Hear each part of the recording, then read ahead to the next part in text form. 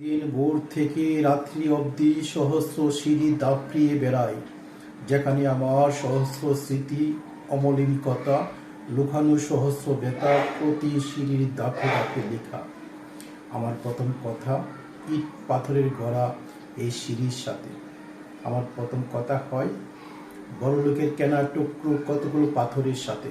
কথা হয় আমার যন্ত্রণা। তখন মনে হয় ইট ভাঙ্গার মতো আমার বুকের ভেতর কে হাতুড়ি দিয়ে আঘাত করছে। প্রতিটি সিঁড়ি সেদিন আমার সাথে হাওমাও করে কাটছিল। আমার চোখের পানি সাগরের লবণাক্ততার মতো হঠাৎ জলোচ্ছ্বাস হয়ে দেহে এসে আমাকে ভেতর থেকে দুমড়িয়ে মুচড়িয়ে মারে।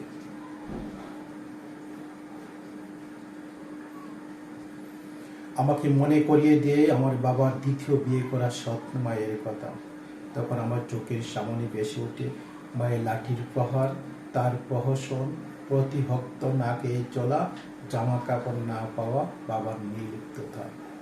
তখন আমার দু চোখ বেয়ে ডল নামে, যে ডল থামার নয়, যন্ত্রণার। আর তখন আমি প্রতি ইটের সাথে করতে থাকি আমার দুঃখের আলাপন, বুঝতে চাই আমার সব দুঃখ, কিন্তু কি অদ্ভুত নিয়তি তারাই আমাকে মনে করিয়ে দিয়ে আমার পুরানো ব্যথা। আমি দাউ দাউ করে জ্বলতে থাকি।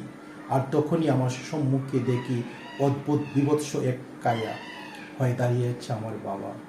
অসত্যের প্রতিলিপি তাকে গ্রাস করে ফেলেছিল। তার কোনো কথা সেদিন ছিল না, ছিল শুধু ক্রন্দন। আর আমি আশ্চর্য হয়ে শুনতে থাকি তার কাঁদো কাঁদো কণ্ঠ, মুখ থেকে অস্পষ্ট স্বর বেরিয়ে এসে আমাকে বলে, আর কাঁদিস না খোকা, আর কাঁদিস না, এটা তোর ভুল না, এটা আমার ভুল, এটা তোর পিতার প্রথম ভুল।